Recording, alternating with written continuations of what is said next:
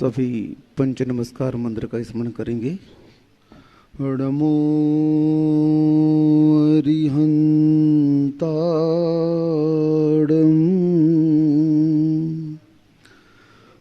नमो सिद्धाड़ं,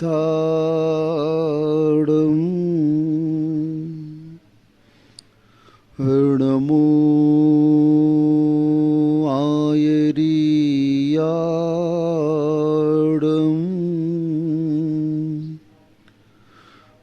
नमो वज्रायाड़ं,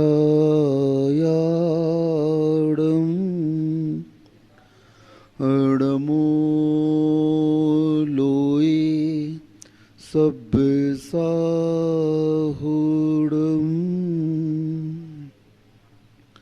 हाँ नित्य घटती आयु है पर पाप मति घटती नहीं, आई बूढ़ोती पर विषय से कामना हटती नहीं।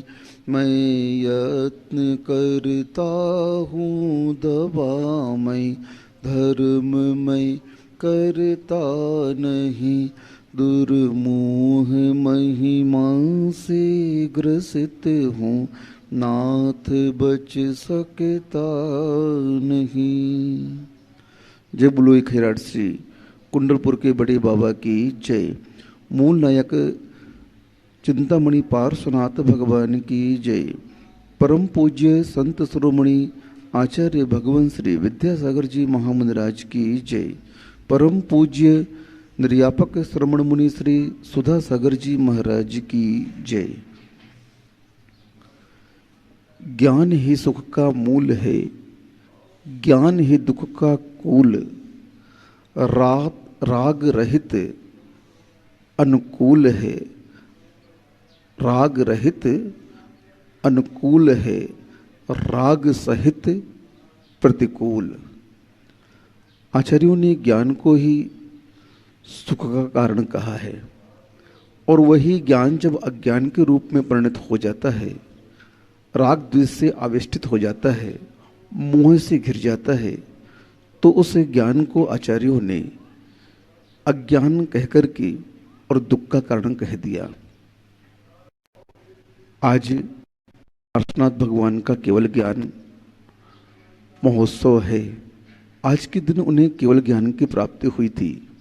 हमारा बिजोलिया क्षेत्र जो केवल ज्ञान स्थली है, वहाँ पर आज मेला भरा।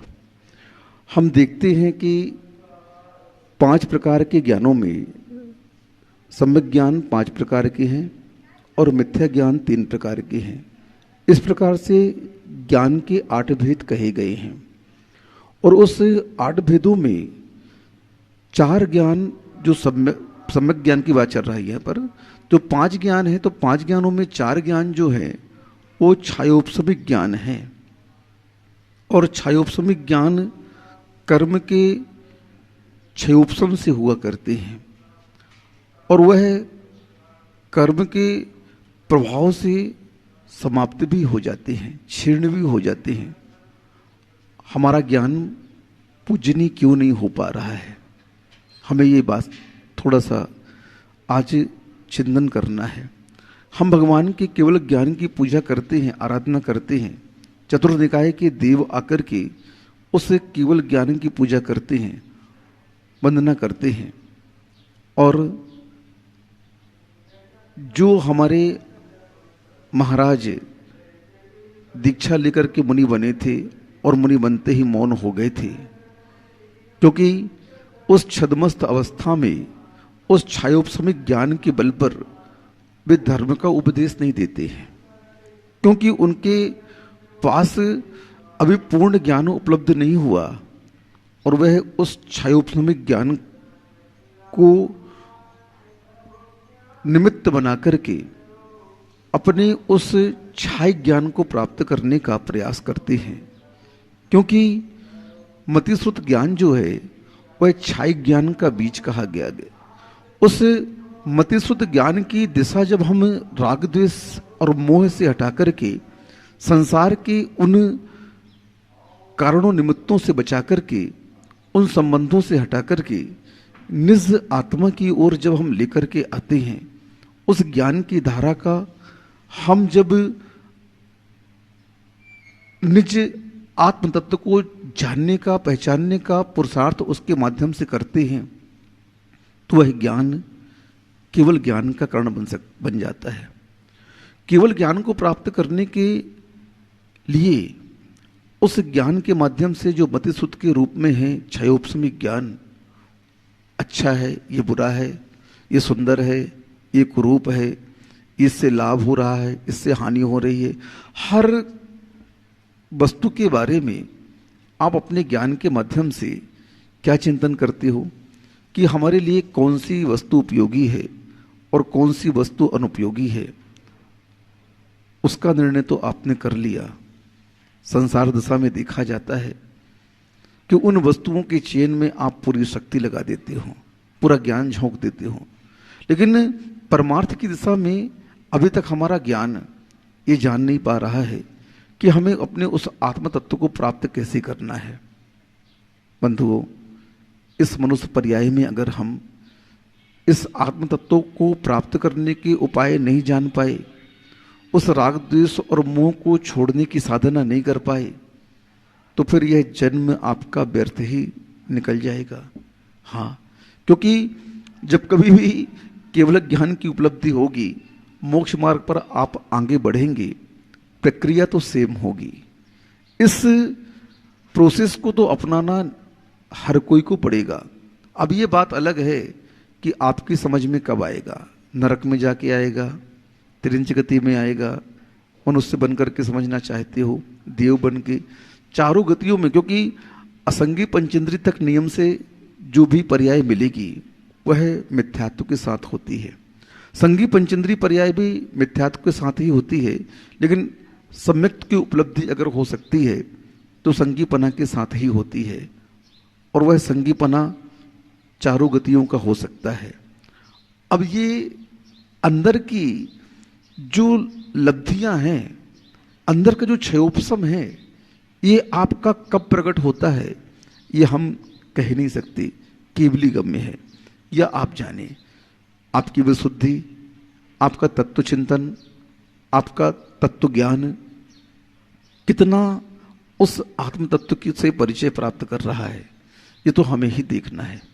हम कितना उन विषय भोगों से उदासीन होते जा रहे हैं, हम कितना उन पदार्थों के भोग से दूर होते जा रहे हैं, ये साधना तो हमें ही करनी होगी और कोई नहीं कर सकता है।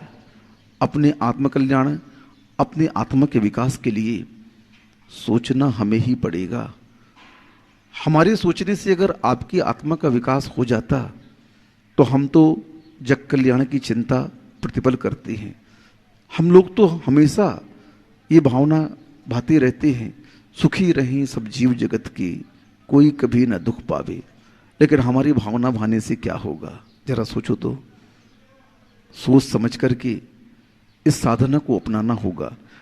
व्रतों को अंगीकार नहीं कर पा रहे हैं, मुनि पद नहीं ले पा रहे हैं, कोई बात नहीं, कोई बात नहीं, जरूरी नहीं है, लेकिन कम से कम इस सत्य को स्वीकार तो करो कि मुझे इस जैन कुल में जन्म लेने के उपरांत मात्र संसार के कार्यों में व्यस्तता बढ़ानी नहीं है।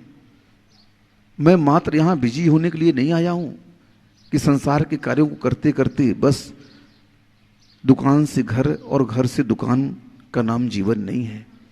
लेकिन आप लोगों का जीवन व्यतीत कैसे हो रहा है, मात्र घर, घर से दुकान, दुकान से घर, घर से दुकान, पूरा जीवन इसी में आपका निकल जाता है और आपके हाथ में कुछ लगता नहीं है।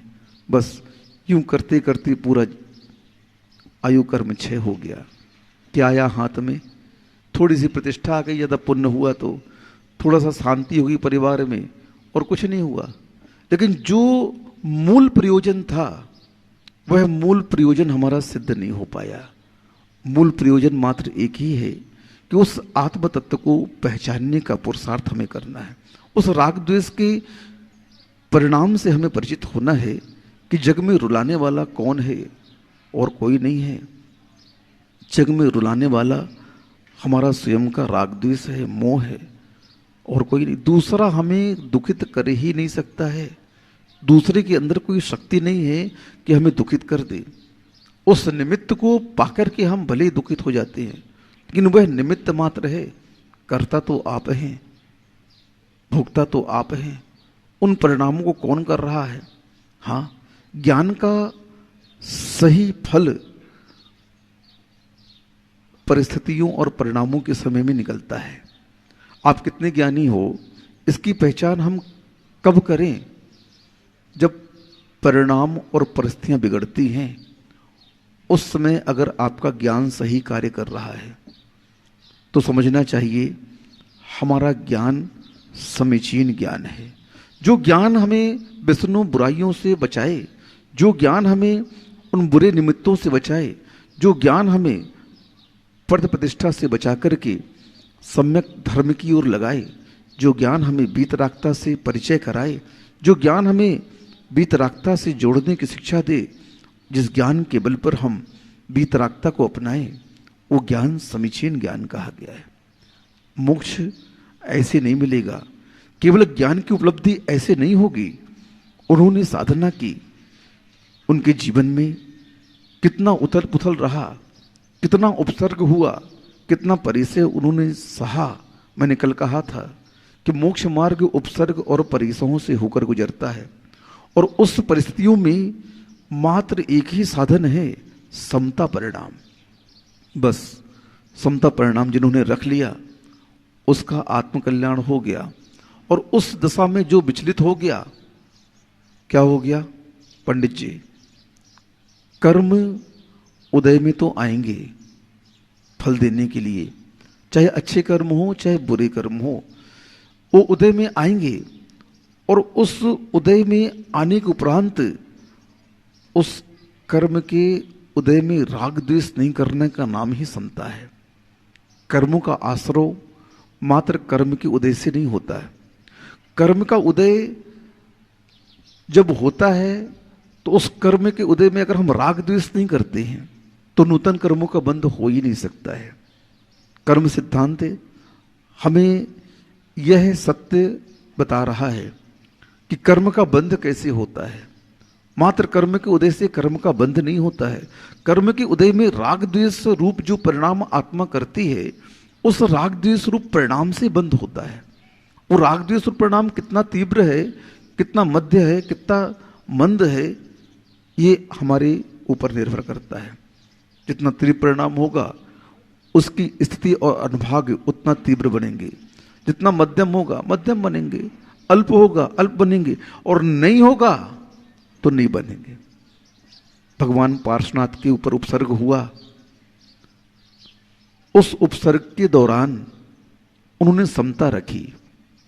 क्या उनके पास शक्ति नहीं थी कि उस शक्ति के बल से वह कपट को भगा सकें, अपने ऊपर आई विपत्ति को हटा सकें? पांडव महाराज बैठे हैं, पांचों पांडव जैन साहब, अग्नि के आभूषण पहना दिए गए उनके ऊपर। क्या उनके पास बल नहीं था? क्या शक्ति नहीं थी क्या उनके पास में? उस पहनाने वाले व्यक्ति को अगर एक झापड़ मारते उठ करके तो परिणाम क्या होता उसका पता नहीं चलता कहाँ है। गजकुमार के ऊपर सिगड़ी जला दी, अग्नि जला दी। अब बताओ, क्या उनके पास शक्ति नहीं थी क्या कि वो उस उपसर्ग को एक हाथ मार करके दूर कर देते? लेकिन नहीं। सम्यक दृष्टि की पहचान यही हुआ करती है कि वह शत्रु और मित्र की पहचान करता है। संसार दशा में अगर इस प्रकार का परिणमन, इस प्रकार का वातावरण, इस प्रकार की परिस्थितियां, इस प्रकार की घटना अगर किसी के जीवन में घटती है तो आप लोग उसे शत्रु मानते हो। क्या मानते हो? ये मेरा प्रबल शत्रु है, इसने मेरे साथ ऐसा ऐसा किया। लेकिन गुरुजी कहते हैं नहीं, उसे शत्रु कहने वाला मिथ्या दृष्टि हो जाएगा। क्या हो जाएगा? जिससे मेरे कर्म कटे वो मेरे शत्रु कैसे? जिन्हें तुम मित्र मान रहे हो ना, वो सबसे बड़े शत्रु हैं तुम्हारे।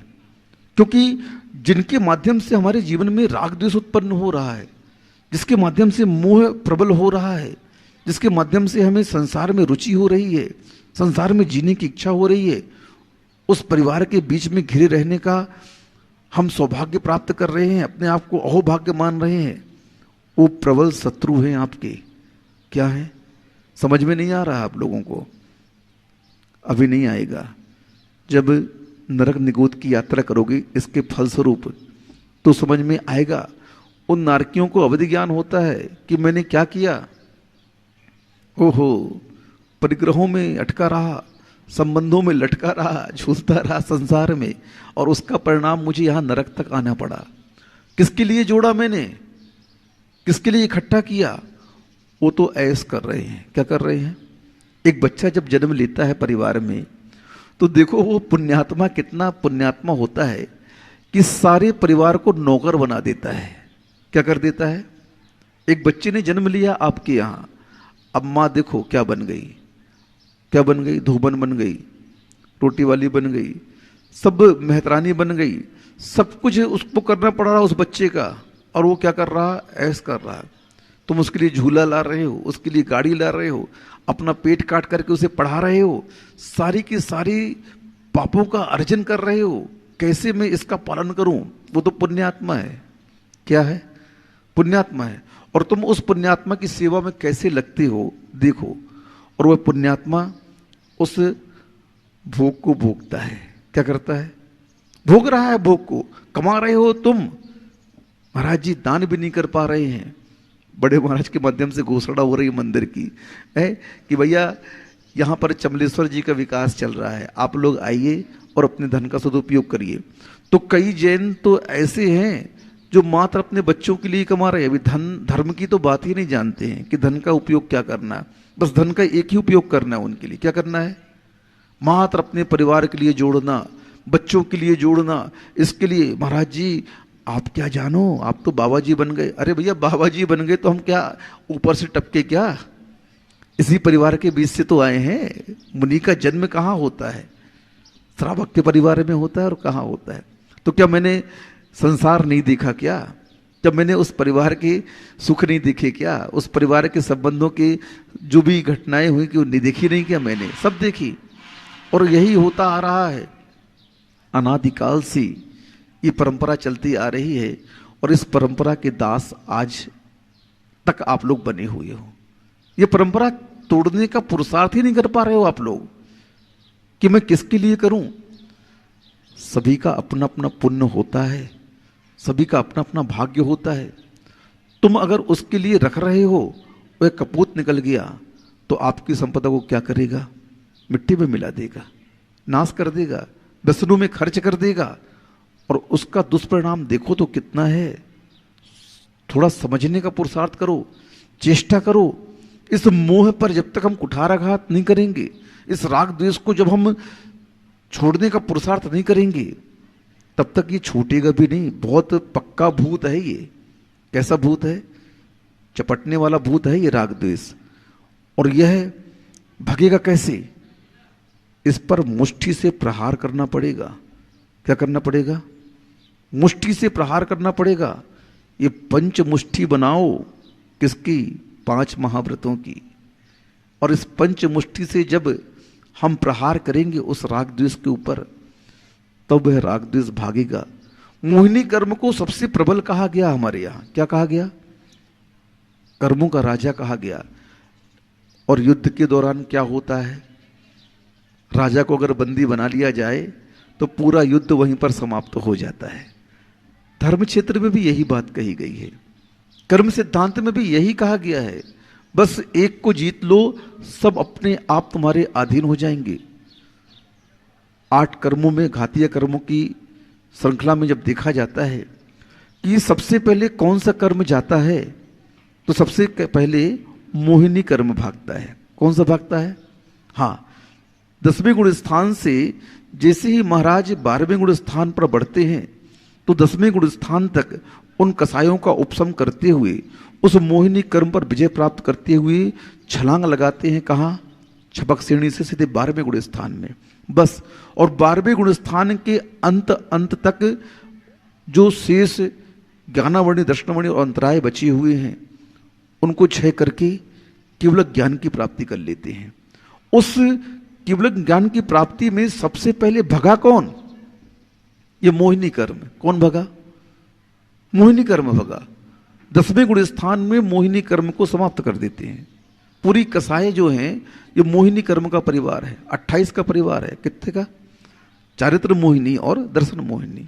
इस मोहिनी कर्म को छह करके और उस 12वें गुण स्थान पर जैसे ही छलांग लगाते हैं महाराज, बस 3 घातीय कर्मों का नाश करके केवल ज्ञान को प्राप्त कर लेते हैं। नमोस्तु स्वामी जी, नमोस्तु।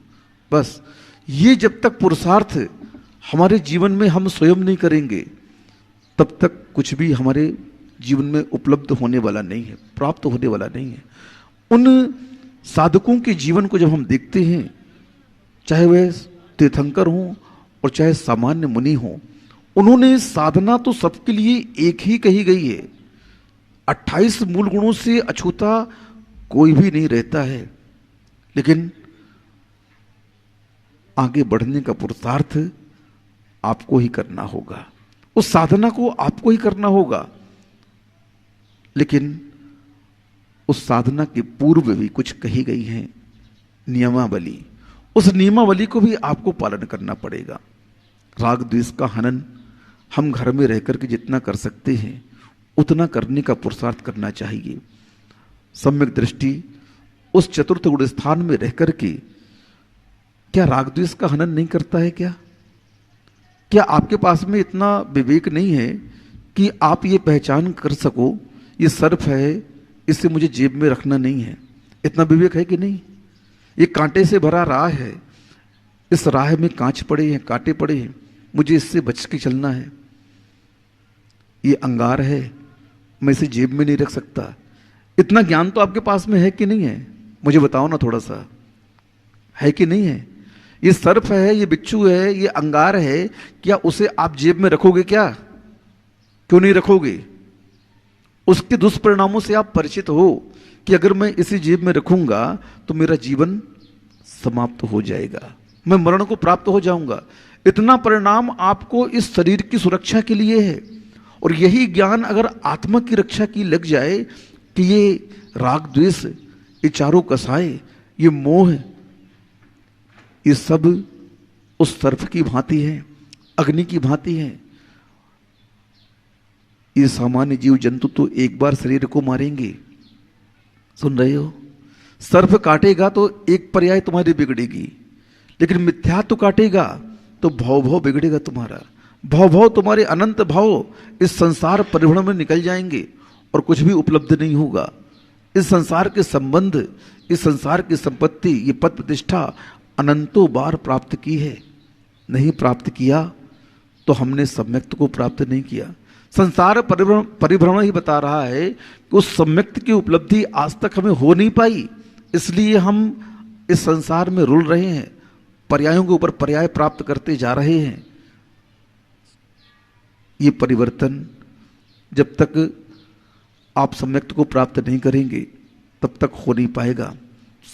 प्राप्त करो ना सम्यक्त को भैया, आप अपने क्षेत्रफल को बढ़ाइए ना, स्वीकार करिए कि मैं संसार में तो हूं लेकिन इस संसार में कोई भी वस्तु मेरी नहीं है। ये संबंध सारे यहीं पर छूट जाएंगे। बस अगर शक्ति किसी के पास में है मेरे आत्मकल्याण की, तो धर्म के पास में है या मेरे स्वयं के पास में है, और कोई भी इस शक्ति को दे नहीं सकता है। इस शक्ति को हम स्वयं उद्घाटित कर सकते हैं गुरु महाराज के उपदेश के माध्यम से। उस वीतरागी मुद्रा को देख करके हम स्वयं अपने आप का परिचय प्राप्त कर सकते हैं। इसीलिए ये जो क्षेत्र हुआ करते हैं, ये क्षेत्र हमारे लिए एक आईना का काम करते हैं, दर्पण का काम करते हैं, और हमें उस क्षेत्रों के दर्पण में हमारा प्रतिबिंब जो आज राग सहित है, ये क्षेत्र हमारे बताते हैं कि नहीं, राग रहित होना है तुम्हें, बीतरागी बनना है तुम्हें, उस आत्म तत्व को प्राप्त करना है, तुम्हारे अंदर भगवान बनने की योग्यता है। समझो थोड़ा सा, क्यों भिखारी बना हुआ है तू? क्यों दर दर भीख मांग रहा है? तू तो साहूकार है। क्यों याचना कर रहा है संसार की? क्यों याचना कर रहा है पदार्थों की? तो उस अनंत सुख को प्राप्त कर सकता है। उस सुख के बाद कोई सुख है ही नहीं फिर। लेकिन क्या करें, लत लग गई है। शराबी को जब शराब की लत लग जाती है ना, तो फिर उसे खीर में आनंद नहीं आता है, उसे शराब में ही आनंद आता है। उसी को वह सब कुछ मानता है, सारे भोग मानता है। ऐसे ही मिथ्या दृष्टि संसार में आने के उपरांत उस शराबी की भांति संसार के भोगों को बस सब कुछ मानता है। यही सब कुछ है, इसके आगे और कोई सुख है ही नहीं। ये धारणा जब तक हमारे अंदर बनी रहेगी तब तक हम उस आत्मिक सुख को प्राप्त नहीं कर पाएंगे। हाँ, शत्रु और कोई नहीं है, मित्र और कोई नहीं है। शत्रु और मित्र हमारे स्वयं के परिणाम हैं। जब जब हमारे परिणाम राग सहित इस संसार में होंगे, जब जब हमारे परिणाम इस संसार के संबंध, इस संसार की संपत्ति, संसार के वैभव, पद प्रतिष्ठा को प्राप्त करने की होंगी, तब तब हमारा ज्ञान अज्ञान के रूप में बदलेगा। तब तक हमारे परिणाम हमारे शत्रु का काम करेंगे। और जब यही परिणाम विपरीत हो जाएंगे तो ये आपके मित्र बन जाएंगे। बस जब जब हमारा ज्ञान राग से हटकर वीतरागता की ओर बढ़ेगा, वह ज्ञान सम्यक ज्ञान की कोटि में आ जाएगा। और जब यह ज्ञान संसार के पदार्थों की ओर बढ़ेगा तो वह ज्ञान अज्ञान की श्रेणी में आ जाएगा। क्षयोपशम ज्ञान के साथ में अगर हमने इतनी साधना कर ली तो ये क्षयोपशम ज्ञान उस छाई ज्ञान का कारण बन जाएगा जो आज हमारे प्रभु पार्श्वनाथ भगवान को प्राप्त हुआ था। आप लोग भी इस क्षयोपशम ज्ञान के बल पर ज़्यादा इतराओ नहीं। इस क्षयोपशम ज्ञान की साधना उस पदार्थों को छोड़ने के लिए करिए, त्याग के लिए करिए, और उस वीतरागता से अपना संबंध जोड़ने के लिए करिए। यही इस मनुष्य पर्याय की सार्थकता है। नहीं तो यह नरभव रत्नों का जैसा है, वह हाथ से जाता जा रहा है और जाने के बाद में पता नहीं कब ये पर्याय मिले, कब यह कुल मिले, कब वीतरागता की संगति हमें मिले, हम कुछ कह नहीं सकते हैं। समय बहुत कम है और काम बहुत ज़्यादा है, इसलिए उपाय मात्र इतना है कि हम ज़्यादा कुछ तो कर नहीं पाए, अणुव्रतों को अंगीकार नहीं कर पा रहे हैं, महाव्रतों को ग्रहण नहीं कर पा रहे हैं, लेकिन कम से कम जिस अवस्था में हैं उस अवस्था में अगर इस सत्य को स्वीकार कर लेते हैं कि हमारा इस संसार में हमारा कुछ भी नहीं, जग में न हमारा कोई था, हम भी न रहे जग के साथी, तन धन को साथी समझा था पर ये भी छोड़ चले जाते। बस इतनी सी साधना कर लो तो बस आपका जीवन जहाँ पर है वहाँ पर भी आप कल्याण कर सकते हो। राग से उस वीतरागता की ओर आगे बढ़ें। इन्हीं भावना से अहिंसा में विश्व धर्म की जय। श्री ओम नमः सिद्धेभ्यः। जय श्री ओम नमः सिद्धेभ्यः। सर्व मंगल मांगल्यम सर्व कल्याण कारकम प्रधानम सर्वधर्माणां जैनम जयतु शासनम। पंच परमेष्टि भगवान की आचार्य श्री गुरुवर कुंद कुंद महाराज की, आचार्य श्री गुरुवर विद्यासागर महाराज की जय। परम पूज्य निर्यापक श्रवण मुनि श्री सुधा सागर जी महाराज की जय। परम पूज्य महासागर जी महाराज की जय। आचार्य संघ की जय। सुख प्राप्त नहीं किया जाता क्योंकि सुख आत्मा का स्वभाव है। जो हमारा खुद का स्वभाव है उसे क्या प्राप्त करना। दुख बाहर से आता है, उसको रोकना। हम सुख की दौड़ में लगे हुए हैं, सुख पाने के लिए दौड़ रहे हैं, तो हमारी दशा ऐसी कही है शास्त्रों में कि उस मृग की नाभि में कस्तूरी है और वो कस्तूरी की सुगंध को पाकर के भटक रहा है कि कस्तूरी कहाँ है। निज नाभि में गंध है, मृग भटके बिन ज्ञान। निज नाभि में गंध है, भटके बिन ज्ञान हिरण भटक रहा है।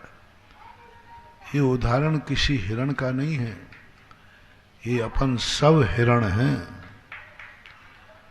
अपनी आत्मा के अंदर सुख भरा है और हम सुख खोजते हैं।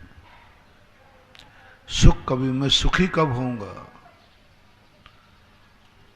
एक संत के पास एक व्यक्ति गया, बोले भाई गुरुदेव मुझे धर्म चाहिए, मैं धर्मात्मा बनना चाहता हूं, धर्म मुझे कहाँ मिलेगा, कैसे मिलेगा, वो चाहिए। तो गुरुजी ने कहा कि भैया इतने छोटे से प्रश्न का जवाब मैं नहीं देता हूं, कोई कठिन सवाल करो, कोई कठिन प्रश्न हो, जो प्रश्न अभी मुझे भी ज्ञात ना हो, जो प्रश्न मैं भी नहीं उठा सकूं और मुझे शास्त्रों का सहारा लेना पड़े। साधु को उन प्रश्नों का जवाब देने में ज्यादा मजा आता है जिसका उत्तर वे स्वयं नहीं जानते। अच्छे व्यक्ति की पहचान समझना,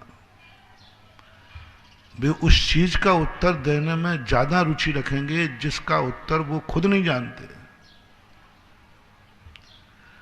और जो अज्ञानी मूर्ख है वो सदा वह उत्तर देना चाहेगा, वह प्रश्न चाहेगा जो वो खुद जानता है, जो उसके अनुभव में आया है, जो उसके परिचय में आया है, जिसको उसने बार बार अनुभव किया है।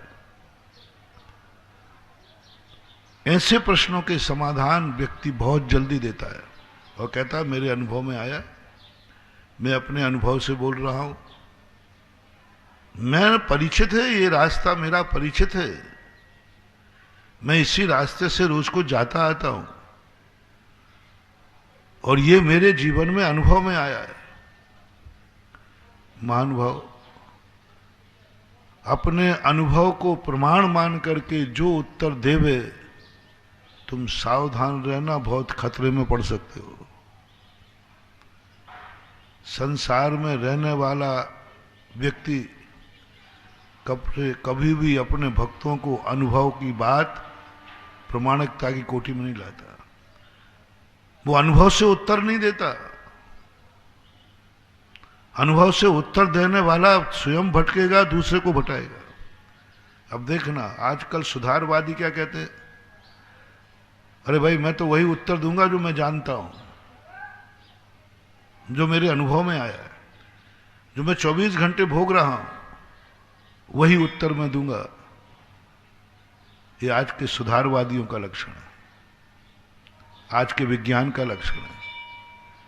इसलिए विज्ञान जितना जितना आगे बढ़ रहा है, दुनिया उतने ही खतरे की कगार पर जा रही है। जब जब विज्ञान बढ़ेगा, क्योंकि विज्ञान अनुभव को प्रमाण मानता है, परिचय को प्रमाण मानता है, उसी चर्चा करेगा जो तुम्हें अनुभव में। देखो भाई इसको खा के देख लो आप, मैंने भी खा के देखा है, बात सही है, मैंने खा के देख लिया, तुम भी खा लो। मैंने दवाई का प्रयोग कर लिया, तुम भी कर लो। ये विज्ञानवादी है। और विज्ञानवादी इसी कारण से दुनिया के सारे विश्व को एक विनाश की कार पर खड़ा कर रहा है। इस विज्ञान ने सारी प्रकृति को नष्ट भ्रष्ट कर दिया। आज हमें खाने का दाना नहीं मिल रहा है निर्दोष, ऐसे ऐसे केमिकल्स प्रकट कर दिए, किसानों को लोभ दे दे करके किसान को उनमें खेतों में डालकर हमारे गेहूं को नष्ट कर दिया। पानी नहीं पी पा रहा हूं, पानी को नष्ट कर दिया, हवाओं को नष्ट कर दिया, आकाश को नष्ट कर दिया। अनुभव के आधार पर, परिचय के आधार पर, मुझे आंखों को ये अच्छा लगता है, मुझे कानों को ये अच्छा लगता है, तुम भी देख के देख लो। उन्होंने कहा साहब मुझे भी अच्छा लग रहा है, तो लो मैं कलर टीवी निकालता हूं। अनुभव देखना, अनुभव में आया, मेरे मन में ये बातें बहुत अच्छी लगती हैं, मुझे आंखों में ये चीज बहुत अच्छी लगी, कलर बहुत अच्छा लग रहा है, आपको लग रहा? बोले हाँ लग रहा है। तो हम कलर टीवी बनाते। तुम्हें पिक्चर रंग रंग अच्छा लगता है, मैं रंगीन बना देता हूं। तुम्हें कानों में ये शब्द अच्छे लगते हैं, मैं ऐसा संगीत निकालूंगा, ऐसा संगीत जो लोग आज दौड़ रहे हैं, खा रहे हैं, पी रहे हैं, सब कुछ कर रहे हैं, कानों में वो लगाए रहते, छोटे छोटे बच्चे ईयरफोन, गाड़ी चला रहे, सब कुछ कर बोल के कानों में वो लगा। मैंने कहा ये क्या है? मजदूर भी काम कर रहे हैं, गैती चला रहे हैं, कान में ईयरफोन लगा हुआ है,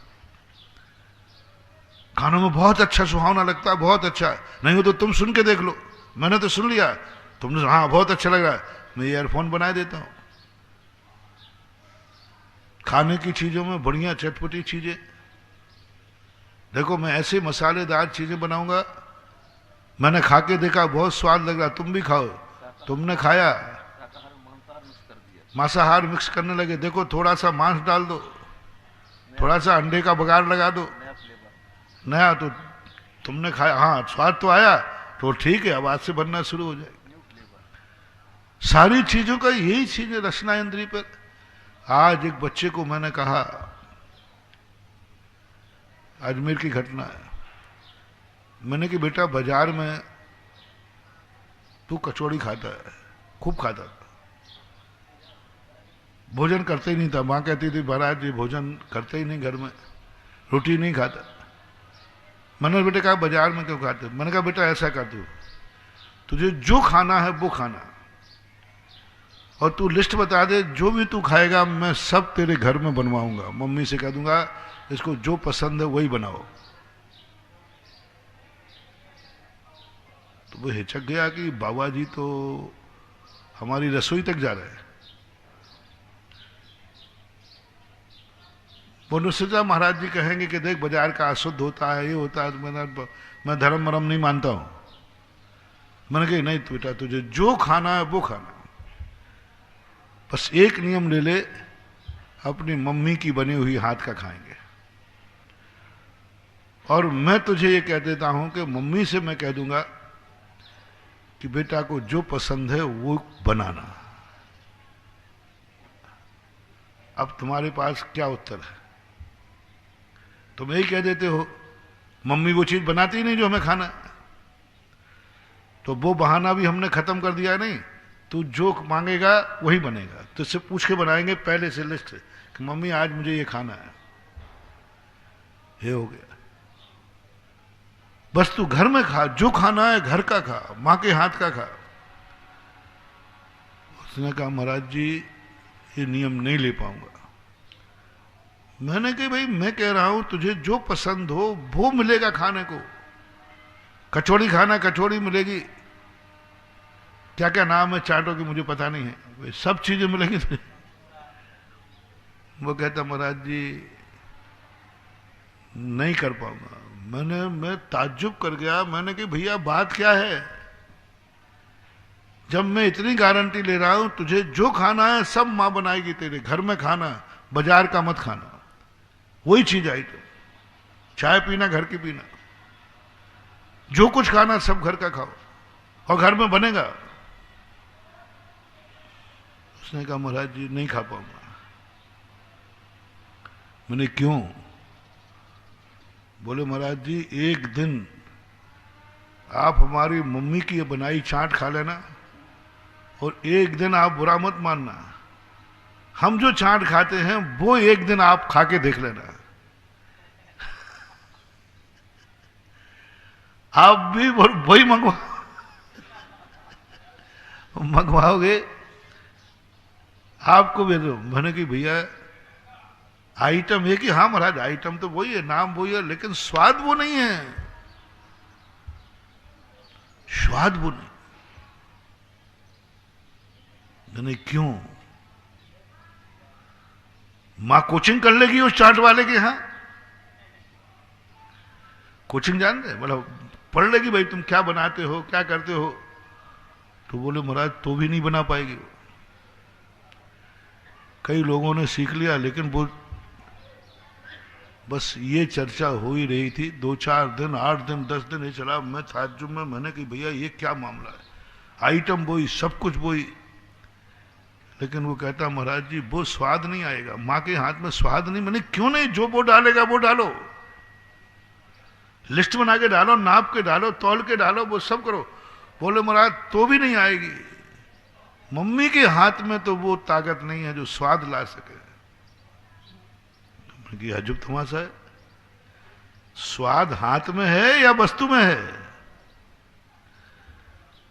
कुछ दिन बाद, थोड़े दिन के बाद, चतुर्मास के मध्य की बात है, छापा पड़ा, वो कचौड़ी वाला, वो जो चटनी होती ना, उसमें 1 बूंद तेजाब डालता था। अब ये तो कोचिंग में नहीं पढ़ाई जाएगी, कोचिंग में आइटम पढ़ा दे, सब पढ़ा दे, कोई भी व्यक्ति ये नहीं बताएगा कि इसमें तेजाब भी, क्योंकि तो बहुत अपराध है। बस वो तेजाब जो मुंह में जाती झन उतर जाता, एकदम मजा आ जाता। मैंने कहा बेटा इधर आ, बस माँ के हाथ में सब कुछ डल सकता है, लेकिन माँ तेजाब तो नहीं डाल सकती। तो बोले महाराज स्वाद उसी का है, आप समझो। क्या कहे, दुनिया को कैसे समझाऊं। तेजाब डले तब स्वाद आवे, और वही तेजाब तेरे नाश का कारण है। अब मां तो तेजाब नहीं डाल सकती। सब में आया, तेजाब पकड़ी गई उसकी, उसने कहा कि मैं तेजाब डालता हूं। ऐसी ऐसी चीजें, ऐसे ऐसे ताज्जुब घटनाएं मेरे साथ घटता थी। एक व्यक्ति पापड़ बाजार का खाता था, एक दुकान का निश्चित था। घर वाले परेशान, मम्मी कहती बेटा मैं पापड़ बना के जानती हूं, मैं तुझे पापड़ बना दूं। बोले मम्मी तुम्हारे पापड़ में वो स्वाद नहीं है, वो स्वाद नहीं।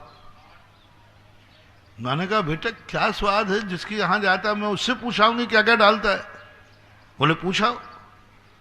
उससे पूछ के आई तो भी बेटे ने कह दिया बेटा मम्मी वो स्वाद तो नहीं है। सारी दुनिया परेशान, पूरा नगर परेशान, और उसके हाथ का पापड़ सही में जो लोग खाते थे प्रशंसा किए बिना नहीं रहते थे। आखिर एक बार ये बात हुई कि आखिर इसके बाद गॉड गिफ्ट क्या है,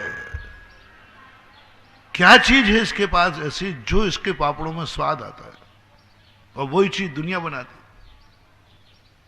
बात पहुंचते पहुंचते वो जांच जो सैंपल भरते ना उन तक पहुंची। वो भी दावे में आ गए कि डालता क्या है। एक दिन छापा पड़ा, पकड़ा, क्या करता था मालूम? वो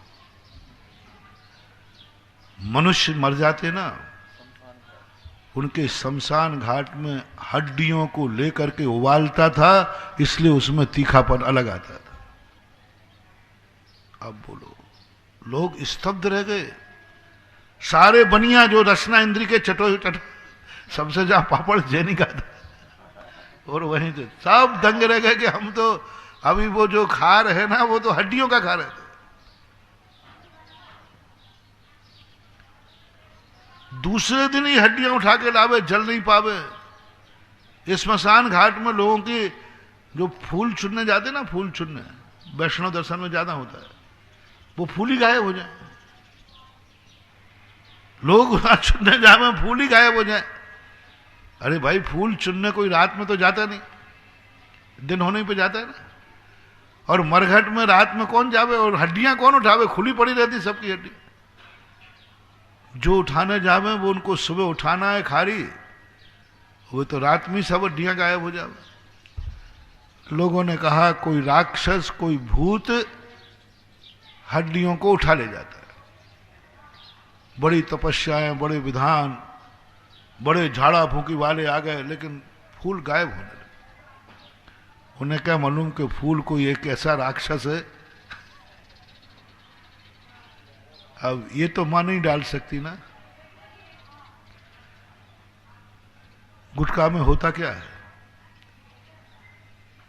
गुटखा क्यों खा रहे लोग? पहले लोग तमाकू भी खाते थे, खैनी, अभी गांव में कुछ खाते, वो इतनी नुकसानदायक नहीं होती थी। ये मत समझना कि मैं तंबाकू का समर्थन कर रहा हूं। नहीं तो खैनी वाले आज कहें देखो महाराज जी ने हाँ कह दिया ना, मैं तुलना कर रहा हूं, गुड बेटर बेस्ट। तंबाकू तो सदा, लेकिन फिर भी लोग खाते थे। इतने कैंसर नहीं होते थे, इतनी व्याधि नहीं होती थी, इतनी बीमारी नहीं होती थी। क्यों? क्योंकि वो खैनी खाते थे, चूना डालते थे, कत्था डालते थे। सब घर में भी गुटके बनते हैं, गुटके में कुछ नहीं, सारा सामान मैंने पता कर लिया, लौंग, इलायची, इतनी बढ़िया चीजें हैं उसमें गुटके के अंदर। जायफल, वो कौन सी पत्ती होती है, मुलेठी, वो पत्ती होती ना वो, हाँ, दालचीनी, दालचीनी, दालचीनी है, डोड़ा है, लौंग है, बड़ी अच्छी अच्छी चीजें डली हैं जो लिखी है, वो सब अच्छी। तंबाकू भी उसमें है। फिर मैंने कही ये चीजें तो हमेशा से लोग खाते आए, हमेशा से लोग खाते आए, पर कोई नुकसान तो नहीं हुआ है। चलो तंबाकू की बात कही तो तंबाकू भी हमेशा से चलती आई, चतुर्थ काल में भी थी तंबाकू, उस समय भी शास्त्र में वर्णन मिलता है, तांबुल आदि, पर ऐसा नुकसान नहीं था। अब मैं तो इस संबंध में खोजता हूं, जैसे अभी 2 खोजें की ना, ऐसी तीसरी खोज भी मैं लग गया पीछे। मैंने कि मैं तो पता करके रहूंगा। एक गुटखा वाला भक्त था, उसने कहा भाई, मैंने कहा ये बताओ क्या क्या। बोले महाराज जी मैं पर्चा दे दूंगा मेरे गुटखे में क्या क्या डलता है। मैंने कहा वो नहीं, जो पर्चे में नहीं लिखी वो बताओ। उसने कहा महाराज जी वो तो नहीं बताऊंगा। मैंने कहा इतना बता दो कि कोई चीज ऐसी है जो पर्चे में नहीं है वो डलती है। बोले है। और बोले महाराज जी हर गुटके वाले के पास वही चीज है, बस वही है स्पेशल। गुटके सब के एक से बनते हैं, कोई किसी के भी नकल कर ले गुटके में तो सब, लेकिन वो एक चीज जो स्पेशल है वो उसी को मालूम है, नौकरों को मालूम नहीं, वो मात्र मालिक मिलाता है। और मालिक में भी घर में 1-2 लोग ही मिलाते हैं। सारा सामान उठा के रख लेंगे, सब नौकरों से करा लेंगे, बस रात में मिलता है वो सामान। मालिक खुद जाता है, खुद उबालता है, खुद डालता है, उसमें मिला के आता है, सुबह नौकर पैक करते हैं। बस जितने गुटके वाले हैं सबके स्वादों में अंतर है। आप देखना पूरा, आप भी प्रयास करना, मैं तो कर चुका हूं। सबकी लिस्ट एक समान रहेगी, कोई अंतर नहीं रहेगा, लेकिन हर गुटखा वाला एक जहर डालता है। एक व्यक्ति डालता था, क्या मालूम, छिपकलियों को सुखा के उबाल के उसका पानी डालता था। उसके घर में कौंटलों से छिपकली पाई गई, सूखी छिपकली, ये छिपकली होती ना, छापा पड़ा तो छिपकली पाई गई, ये तो उसमें नहीं थी। बोले यही तो हमारे गुटके का। सारे गुटके वाले उसके पूछे होते कि आखिर इसमें स्वाद कौन सा डालता चीज। प्रयोगशाला तक में चले गए, या प्रयोगशाला सब दिमागी काम नहीं करेंगे, कोई कल्पना ही कर रहे। छिपकलियों को उबाल करके पानी का सिंचन देता। एक व्यक्ति कौन सी चीज डाल रहा, बाम होती ना वो काली वाली बाम, जब चोट लग जाए लगा दे, वो बाम को डालता है। 2-3 लोगों से तो मैंने पता कर लिया, और सब लोग एक चीज डालते, बस वो किसी को पता नहीं। वो है वैज्ञानिक खोज। वो विज्ञान ने खोजा कि तुम्हें अपनी चीज जायकेदार बनाना है, ये चीज डालो बंधुओं, बस वही नाश का कारण बना। उसी के कारण से गुटखा खाने वालों को कैंसर होता है। तमाकू मात्र से, उस पर लिखा रहता है तमाकू चबाना स्वास्थ्य के लिए हानिकारक है। अरे तमाकू तो अनादिकाल से खाई जा रही है, अब वो कैसे लिखेंगे वो जहर जो स्पेशल डलता है वो हानिकारक। अब उसे क्या मालूम कि वो मनुष्यों की हड्डियां उबाल करके जो डाला जाता है वो जहर है। अभी किसी विज्ञान की खोज थी, किसी माइंडेड की खोज थी कि तेजाब की एक बूंद। मैंने कहा बेटा ये तो मां से नहीं कह पाऊंगा कि मां तू भी एक बूंद तेजाब डाल देना, ना मैं कह सकूंगा और ना मां कर सकेगी। अब बोलो विज्ञान का अनुभव क्या काम कर रहा है? किस चीज को उसने जहरीला नहीं बनाया, हवाओं को जहरीला बना दिया। इतना निर्माण, इतनी रेजें चल रही हैं पूरे आकाश में। जो शुद्ध हैं, धर्मात्मा है, त्यागी वृत्ति है, साधु हैं, साध्वियां हैं, उनको कैंसर हो रहे, उनको बीमारियां हो रही। कैसे हो रहे? ये वातावरण में इतनी रेजें चल रही है, इतने मोबाइल चल रहे, इतने टीवी चल रहे, वो रेजें सब अपने शरीर में से निकल के अपन को खोखला कर रहे, और अपन को अच्छा लग रहा है। अपन विज्ञान का समर्थन करते हैं, विज्ञान ने नई चीज बनाई है और हमें दिखा देता है, देखो तुम्हें लग रहा है, अपन कह देते हैं हाँ अच्छा लग रहा है। कौन नहीं कहेगा? देखो भाई देखो कचौड़ी अच्छी लग रही है कि नहीं? हाँ लग रही है। अच्छी तो सबको लग रही है, उन्हें क्या मालूम कि धीरे धीरे तेजाब से जीवन नष्ट हो जाएगा। महानुभाव, भौतिकवादी, विज्ञानवादी हमें लुभाएगा, हमसे खुद प्रमाणित करवा लेगा, हस्ताक्षर लगवा लेगा अपन से, हाँ अच्छा लग रहा है।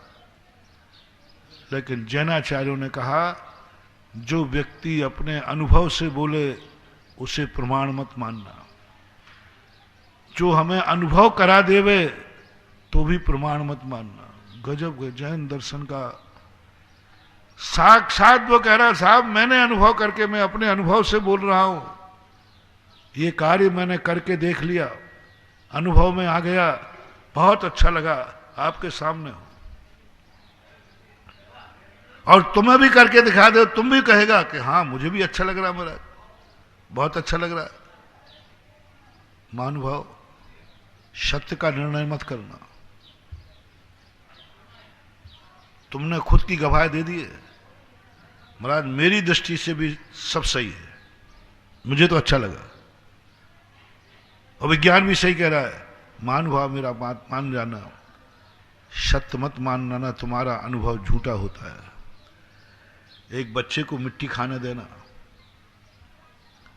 बेटा देख के बहुत अच्छी मिट्टी है, और बेटे ने भी खाई, उसने कहा हाँ साहब अच्छी लग रही। बेटे को मिट्टी अच्छी लग सकती है कि नहीं? बेटे को, छोकरे को, छोटे बच्चे को मिट्टी अच्छी लग रही, और खिलाने वाला भी अच्छा कह रहा है। अब दोनों लोग मुझे अच्छा कह रहे हैं, तो फिर बच्चा कहेगा साहब मुझे भी अच्छी लग रही, आप भी अच्छे रहे, तो खाए जाओ, मर जाओगे। बच्चों का खेल है, दोनों अज्ञानी हो, दोनों संसारी हो। एक बच्चे ने एक बच्चे को थिनर पिला दिया, अभी बिजोलिया में थिनर, हाँ आंख नहला दिया, बोले गर्मी लग रही है, उसने थिनर उठा दिया, उसे क्या मालूम कि लेने के देने पड़ गए। विज्ञान वो अनुभव की कगारों पे हमें ले जा रहा है, जो अनुभव एक शराबी का होता है, एक मूर्ख अज्ञानी का होता है। अनुभव को वो कह रहा तुम खुद करके देखो, चखो ना, तुम खाओ ना, तुम अपनी मां की चाट खाना भूल जाओगे, खाओ ना बाजार में। चाइना ने ऐसी ऐसी चीजें निकाल दी, फास्ट फूड बोलते, क्या बोलते, फास्ट फूड, देखो क्या जहर घोल रहे लोग, गजब। मैं तो बहुत दिक्कत दंग हूं, लोग अपनी मां के हाथ का खाना भूल गए, पुरुष अपनी पत्नियों के हाथ का खाना भूल गए। गजब तो ये है कि महिलाएं अपने खुद का खाना भूलकर होटलों में जा रही हैं, फास्ट फूड खा रहे हैं। गजब तो ये हो गया। अब क्या करें, बाढ़ खेत खाने लगे, पंच करे अन्याय, अब न्याय कौन पे जाए? यानी अभी तो बेटे ही कह रहा था कि मां के हाथ का भोजन अच्छा नहीं है, अब मां खुद कह रही है कि मेरे हाथ का भोजन अच्छा नहीं, हफ्ते में एक दिन तो होटल में। बड़े बड़े शहरों के बड़े हाल हैं। बिल्कुल हफ्ते में एक दिन जिस घर वाले नहीं ले जाए तो झगड़ा है।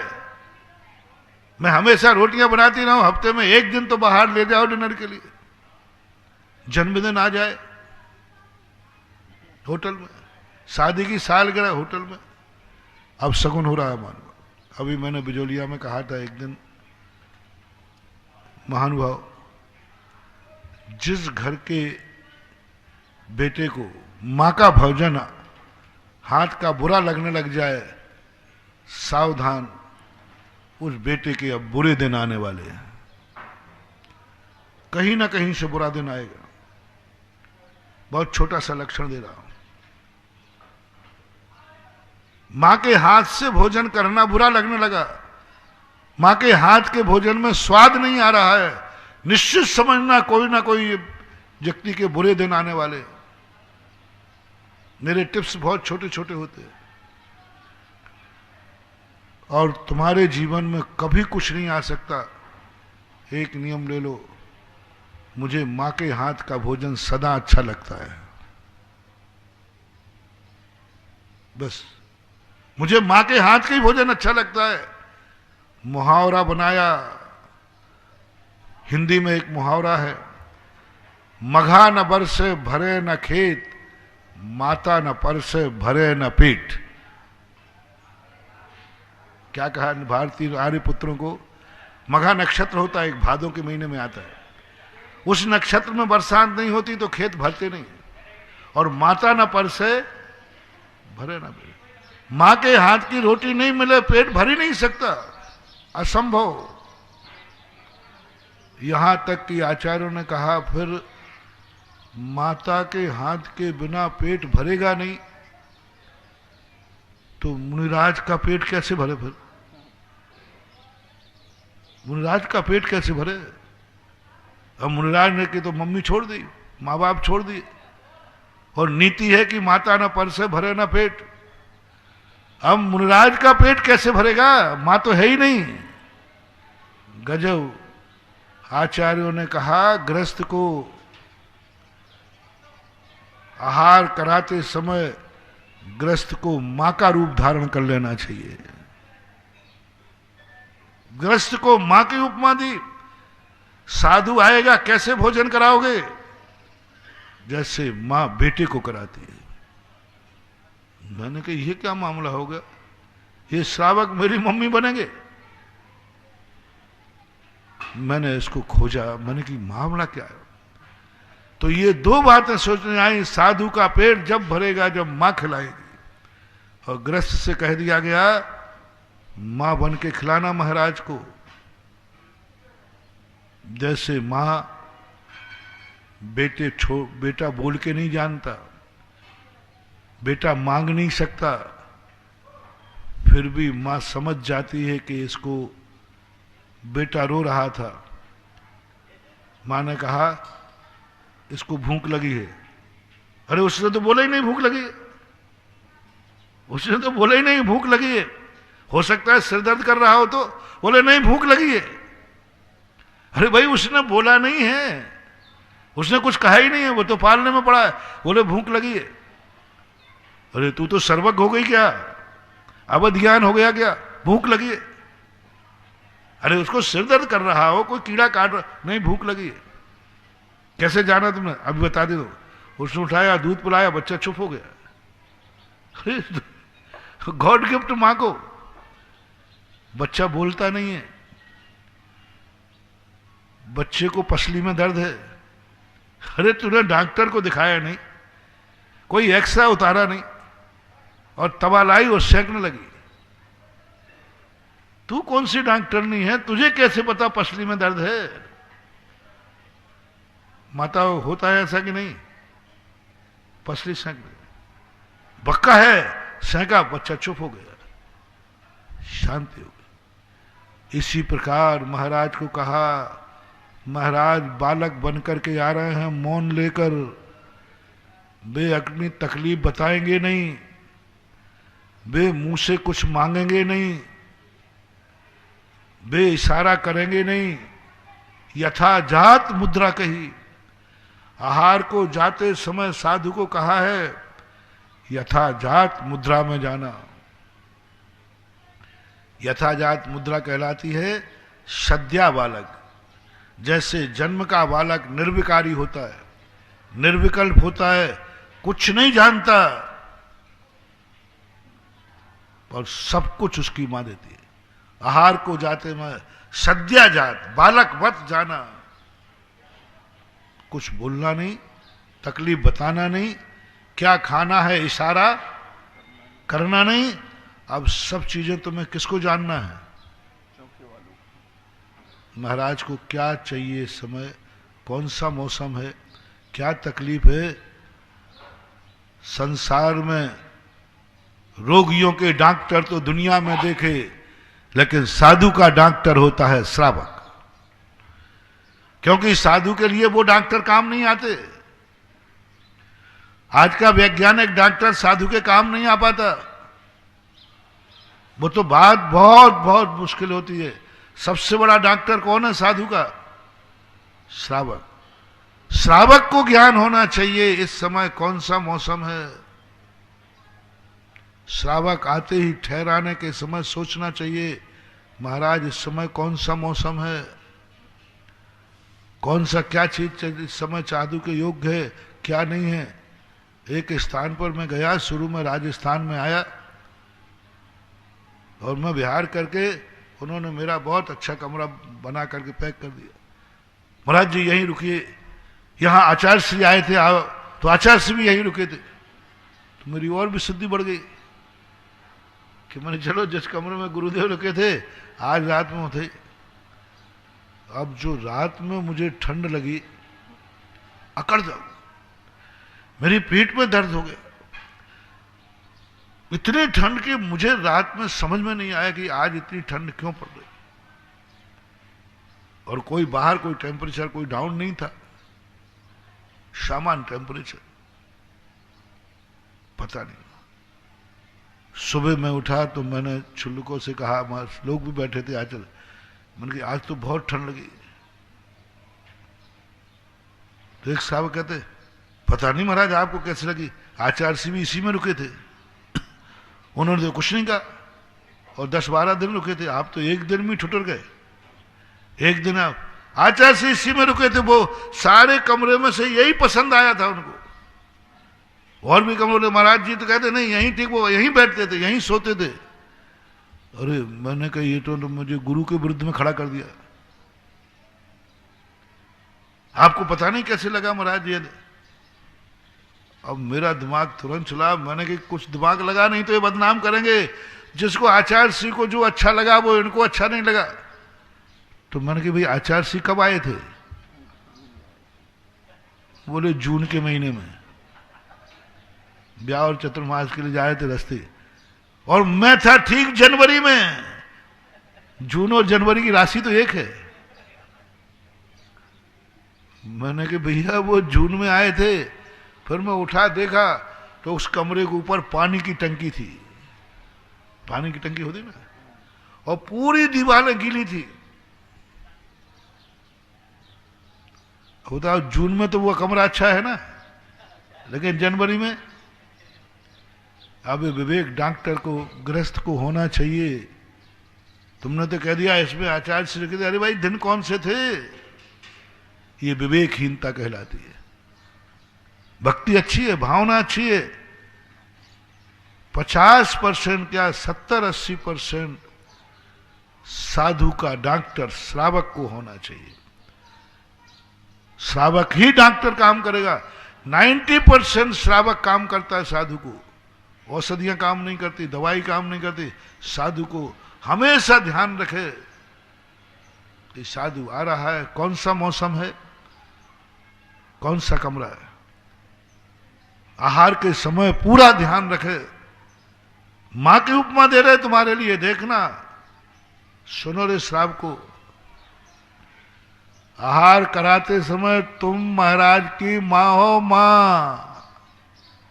वारे वाह पहलवान, आचार्य की क्या कृपा हुई तुम्हें, महाराज की मम्मी बना दी। ये मां है, तुम मां के समान है।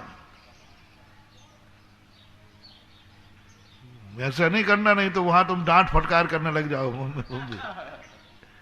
लक्षण समझना, गजब, मां के समान। और श्रावक से कह दिया, मैं हमसे कह दिया, भोजन पर संदेह मत करना, विकल्प नहीं करना। जैसे बेटा मां के भोजन पर संदेह नहीं करता है, तुम्हें भी नहीं करना है। मन शुद्धि, वचन शुद्धि, काय शुद्धि, आहार जल शुद्ध, तुम्हें कोई चूपट नहीं करना।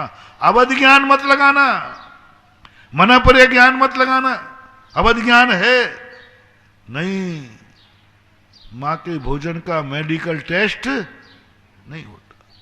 मैंने सब बड़े बड़े नेताओं को पूछा। नारेली में एक बार भैरव सिंह शेखावत आए, उनका नाश्ता था, तो पहले डॉक्टरों की टीम आई।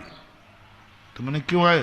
बोले साहब यहाँ वो नाश्ता है, उसको चेक करने आए। तो मैंने कहा यहाँ हम लोग क्या दुश्मन है कि जहर दे देंगे उनको? मुझे बड़ा गुस्सा आया। तो बोले महाराज जी आप हमारी बस मजबूरी समझो, मजबूरी समझो, हमें करना पड़ेगा, हमारी ड्यूटी है। हमने चुपचाप रहा। भैरव सिंह शेखावत आए। मैंने क्योंकि क्या तमाशा मचा रखा है तुम्हारे आने के पहले?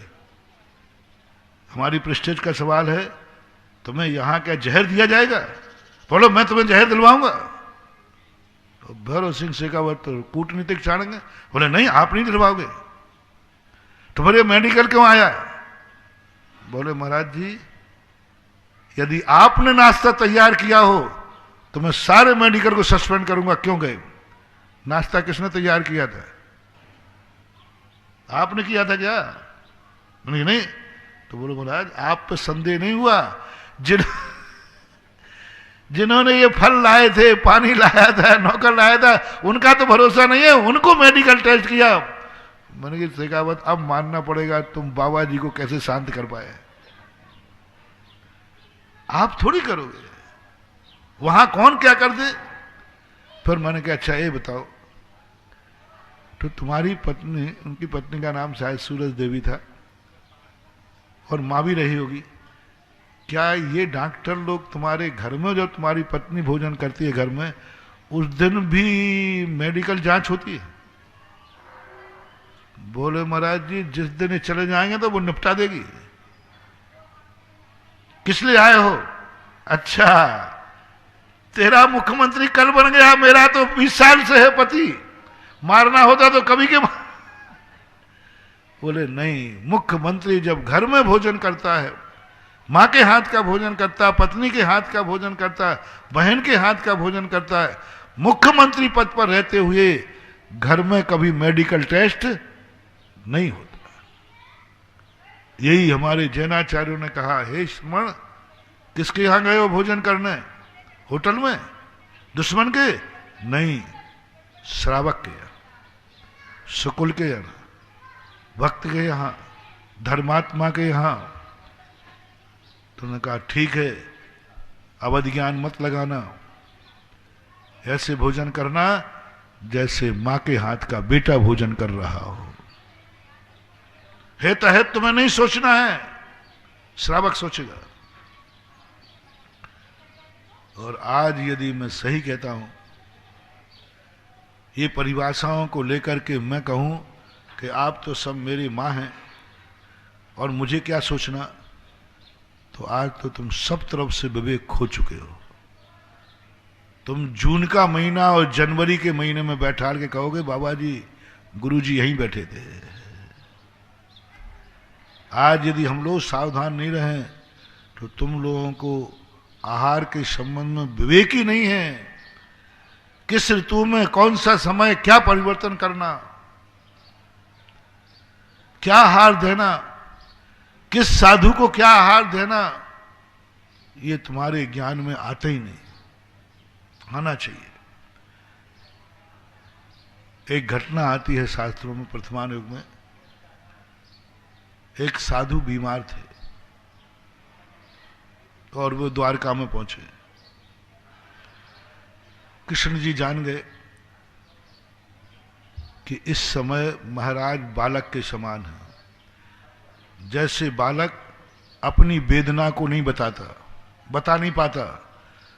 बालक बता नहीं पाता, साधु बताएगा नहीं। बालक मांग नहीं पाता, साधु मांगेगा नहीं। बालक अपनी रुचि बोल नहीं सकता, साधु अपनी रुचि बोलेगा। साधु कभी नहीं बोलते मेरी इच्छा, परिणाम ही नहीं करते कि आज मुझे आहार में ये मिल जाए, ऐसा मिल जाए, ऐसा भाव नहीं करते। मांगने का तो सवाल ही नहीं, इशारा भी नहीं करते, आंख से भी नहीं देखते, आंख नीची करके रहते। हाँ, आंखों से भी वस्तु मंगाई जा सकती है। मंगा सकते हो कि नहीं? हम मंगाते हो आप लोग? जिनके मौन रहते हैं ना, उनकी आंखें चलती रहती, ज्यादा चलता है उनका, वो जैसे वो घूमे का चलता है ना, मौन का मजाक बोल कर गया। आंख से भी मंगाया जा सकता है। यदि किसी चीज को आंख से देखो तो आप समझ जाओगे महाराज को इशारे से। नहीं, साधु कुछ नहीं करता, अंजलि को देखता है नीची गर्दन करके, ये साधु मांगेगा नहीं। और हमें समझना है कि साधु को तकलीफ क्या है, साधु के लिए रत्नत्रय में क्या चीज साधक है, किस कारण से साधु के 24 घंटे अच्छे निकलेंगे। तुम लोग जब ऐसी ऐसी चीजों के लिए जिद करते हो, मैं समझ जाता हूं ये डॉक्टर नहीं, ये दुश्मन है। इस मम्मी के हाथ का खा लिया है तो 24 घंटे तुम लोग आजकल ऐसे खिलाते हो जैसे मम्मी नहीं लगते हो, सौतेली माँ लगते। कोई सोच ही नहीं रहे, इतनी गर्मी पड़ रही है। महाराज कोई तली चीज ले लो, महाराज ये मंगोड़ी ले लो, महाराज ये अरे भाई सोचो तो सही, गर्मी पड़ रही, गर्मी। एक गिलास के लिए 2 गिलास पानी चाहिए। इतना सा टुकड़ा ले, इतना सा। अब पानी कहां से लाऊं? पेट फुलाऊंगा, कितना फूलेगा पेट? विवेक रखना चाहिए। तुम्हारी भक्ति, तुम्हारी अंधी श्रद्धा कहीं 24 घंटे साधु को परेशान न कर दे, कहीं उनकी सामायिक न बिगाड़ दे। क्योंकि साधु एक बार 24 घंटे कुछ भी नहीं कर पाओगे, दोबारा मौका कब मिलना है? 24, और 24 घंटे की बाद भरोसा नहीं।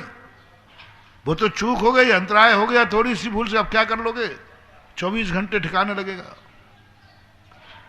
बहुत सावधान रहना चाहिए महानुभाव, बहुत सोचो, मेडिकल पढ़ो, आयुर्वेदिक पढ़ो, डॉक्टरों से परामर्श करो।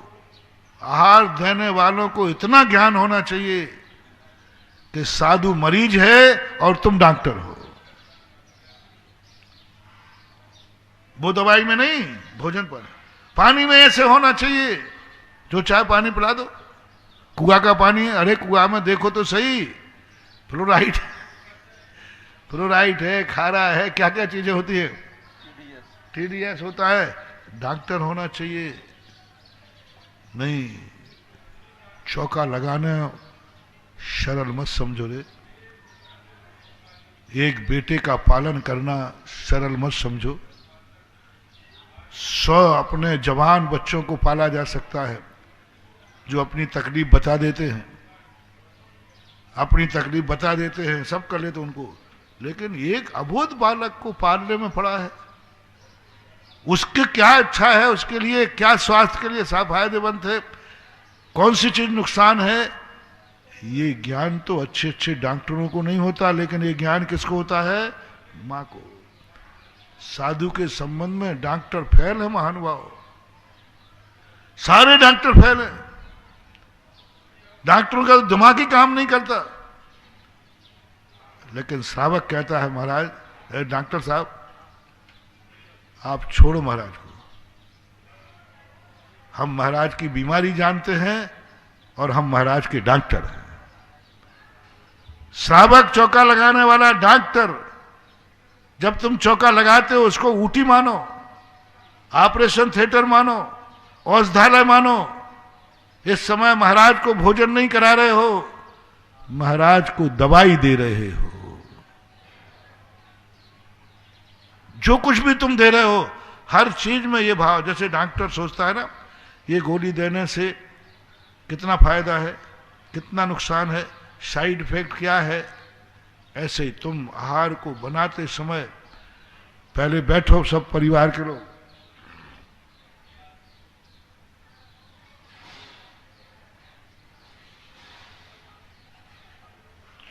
बैठो क्या चीज बनाने में कौन सी चीज इस समय किस साधु को साइड इफेक्ट करेगी, कौन सा नुकसान करेगा, सब चीजें, पानी, सब्जी, सब चीजों पर विचार करो। तुम मात्र मानो कि चौका नहीं है, ये दवा खाना है। क्योंकि मेरे गुरु बालक बन के आएंगे। कृष्ण जी ने देखा अब महाराज कुछ बोलेंगे नहीं, वैद्य जी को बुलाया, वैद्य जी महाराज की नवज तुम देख नहीं पाओगे, ये महाराज नवज दिखाएंगे नहीं, और आहार को आए हैं तो हाथ दिखाएंगे नहीं, और ये बोलेंगे नहीं, पूछोगे तो अपनी तरफ से बताएंगे नहीं। इनको दूर से देख करके मां बन जाओ वैद्य जी। जैसे मां ने बालक के बच्चे के पड़े हुए को बालक को कहा बच्चे को ये तकलीफ है, ऐसे ही तुम जानो कि मेरे महाराज को क्या तकलीफ है। वैद्य जी बोले हाथ तो देखने देंगे, बोले छू नहीं सकते इस समय, महाराज आहार को निकले और फिर पकड़ नहीं पाएंगे, आहार के बाद जंगलों में चले जाएंगे। उस समय जंगलों में साधु रहते थे। वैद्य जी कहते ये तो बड़ी राजन, बड़ी कहते, बोले यही वैद्यगिरी है। और वे महाराज के पास गए, वैद्य जी थे, राजवैद्य थे, उन्होंने गंध से पहचान लिया। पास जाके देखा तो उन्होंने महाराज, उन्होंने दवाई दे दी। महाराज ने कुछ नहीं ले ली, क्योंकि महाराज को क्या कहा, श्रावक की दी हुई वस्तु पर संदेह नहीं करना, क्योंकि पहले का श्रावक इतना विवेकमान था कि जो भी देगा वो दवाई मान के देगा, वो तो नुकसान करेगा ही नहीं। हम लोग श्रावक कहा, तुम तो जो श्रावक दे रहा है दवाई मान के दे रहा है, औषधि है, और औषधि पर संदेह नहीं किया जाता। जो दे रहा है ले लेता। ठीक हो गया साधु, आगे की घटना से अपना कोई ताल्लुक नहीं है। कहना ये चाह रहा हूं कि श्रावक को इतना ज्ञान विवेक सब तरफ से होना चाहिए, तब कहीं साधु की चर्या फल पाती है। इसलिए अपने जीवन को सबसे पहले इस संबंध में देखो कि हम माता न पर से भरे न पेट, इस प्रसंग को अपन ले रहे थे। यदि जब तक तुम्हारे मन में ये मुहावरा, सारे बालकों को मैं कह रहा हूं, जिन जिन की मां जिंदा हो, बहुत करुणा करके कह रहा हूं, आज तुम्हें कभी जिंदगी में एक नियम लेना है, मां की बनी हुई वस्तु से कभी घृणा मत करना, मां की बनी हुई वस्तु को बेस्वाद मत कहना, मां के द्वारा बनी हुई, बल्कि ये नियम ले लो, माता परसेगी तभी मेरा पेट भरेगा। फिर देखो तुम्हारा बहुत कठिन हो गया। आज मां का भोजन बुरा लग रहा है, मां की कोई चीज बुरी लग रही है, ये तुम्हारे विनाश का समय आ गया, अमंगल का समय आ गया। मां जहर भी देवे तो पीना अमृत मान करके, और होटल में अमृत भी मिले तो भी फेंक देना जहर मान करके। और मां क्या देवे, लोग कहे ये तेरी मां जहर दे रही है, कौन दे रही है, मां दे रही है, पी जाना महानुभाव, तुम्हारे मुंह में जाकर वो अमृत बन जाएगा। क्योंकि तुमने जहर पिया है कि मां ने जो दिया वो पिया है। और मैंने क्या नियम दिलाया, मां जो भी देवे उसे औषधि मानना, औषधि मान के पीना। और मां ने जहर दिया है और तुम्हारे गुरु ने कहा था औषधि मान के पीना, वो जहर तुम्हारे पेट में जाके औषधि बन जाएगा। क्योंकि तुमने क्या पिया है, जहर पिया है कि औषधि। मीरा का जो प्रसंग आता ना मेड़ता के अंदर, यही तो हुआ था। लोगों ने कहा मीरा तुझे जहर दिया गया, बोले मैंने तो प्रसाद पिया है। उसको कहा गया था ये दूध है प्रसाद का, तो उसने जो पिया प्रसाद मान के पिया कि जहर मान के, लेकिन दिया क्या गया था? जहर। मीरा मरी नहीं, मीरा मरी नहीं। सारी दुनिया कहती है कि साक्षात जहर दिया गया, मीरा मरी नहीं। उसने कहा मैंने जहर पिया नहीं, मैंने तो प्रसाद पिया था। जैन दर्शन में कथा आती है। गजब क्या चीजें हैं ये, कुछ समझ में नहीं आता। अलौकिक चीजें बंधुओं। घड़े में हाथ डाला, ये मरी नहीं, इसमें तो कोबरा सांप था। निकाला तो चमचमाता हुआ हार निकला। अब वो जो उसका पति या जो भी था लाया, बोले मैं तो कोबरा लाया था, ये हार कहां से हो गया? और हार लेकर के जैसे उस पति को डाला वो फिर कोबरा बन गया। फिर इसके हाथ लिया, फिर बन गया। राज दरबार में गया, बोले इसको काट लिया, देखो इसने। तो उसने कहा भाई तुम क्या लाए थे? बोले कोबरा। बोले तूने क्या मान के हाथ डाला था? बोले मैंने तो ये माना था कि मेरा आज जन्मदिन है, इन्होंने कहा मैं तुझे बहुत अच्छा हार लाया हूं, तो मैंने तो हार उठाने के लिए हाथ डाला था।